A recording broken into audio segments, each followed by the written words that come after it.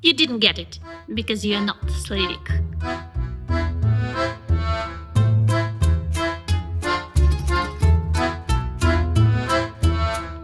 There is a scene in Heated Rivalry where everything suddenly shifts. The music, the mood, the tension.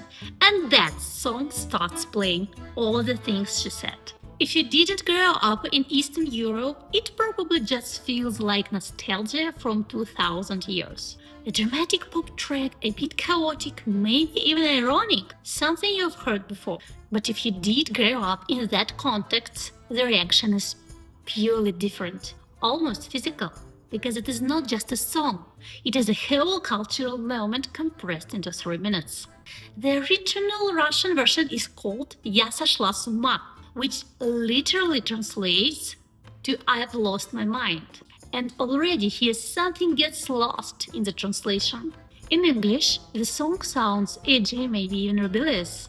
In Russian, it sounds much more intense. It's not playful, it's obsessive, overwhelming. Like something that's happening to you, whether you want it or not. That emotional tone matters, because when t.A.T.u appeared in the early 2000s, they didn't just release a song, they disrupted the entire media landscape. Two teenage girls, holding hands, kissing, openly singing about being in love with each other on mainstream TV in Russia. Today, that might sound like a calculated pop move. Back then, it felt almost unreal. Of course, it was also a constructed image. Their producers leaned heavily into the controversy, the ambiguity, the tension, the spectacle. It was all part of the concept. But here is the complicated part. Even if it was staged, it still became meaningful. For a lot of people, this was the first time they saw anything even close to queer representation in mainstream culture. It wasn't authentic in a clean way, but it existed. And that alone made it powerful. Then came Eurovision Song Contest 2003. t.A.T.u represented Russia. And by that point, their reputation preceded them. There was a strong kind of anticipation around their performance, not just about the music, but about what they might do on stage, specifically whether they would kiss. The expectation was so strong that the broadcast itself reacted to it. The camera avoided close-ups as if trying to control the situation visually, as if distance could neutralize the possibility of something inappropriate happening live.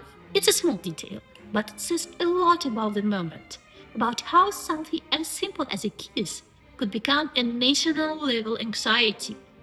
And when you look at it from today's perspective, the contrast becomes even sharper. Modern Russia has introduced strict laws limiting LGBTQ plus representation, often referred to as gay propaganda laws, making that kind of visibility not just controversial but officially restricted. And actually, the songs from t.A.T.u and the clips are now banned in Russia. So the timeline is strange. In the early 2000s, something provocative was allowed to exist, even if framed as spectacle. Today, similar visibility is pushed out of the public space entirely, which means that when the song plays now, it carries a kind of emotional aftertaste, not just nostalgia, but tension. A sense of something that appeared briefly and then disappeared again. That's why this scene in Heated Rivalry works so well. The song isn't random, it's doing narrative work. It brings in a layer of meaning that isn't explained out loud. It connects the characters to a very specific cultural memory, one that mixes performance, repression, identity, and confusion. And it also quietly challenges the usual way Russian characters are portrayed in Western media. Because more often than not, they reduce to a few familiar traits: cold, aggressive, emotionally closed, sometimes outright villainous. No, they're not. They are complicated, emotional, contradictory, capable of vulnerability. And the song mirrors that perfectly. On the surface, it's loud, dramatic, almost theatrical. Underneath, it's about something much harder to articulate, something that doesn't fit neatly into categories. So, if you watched this scene and just thought, nice song, good vibe, you didn't get it. Not fully. Because for a lot of people, this track was never just background music. It was confusion, it was provocation, it was a performance that somehow became real. And that's the part that doesn't translate automatically.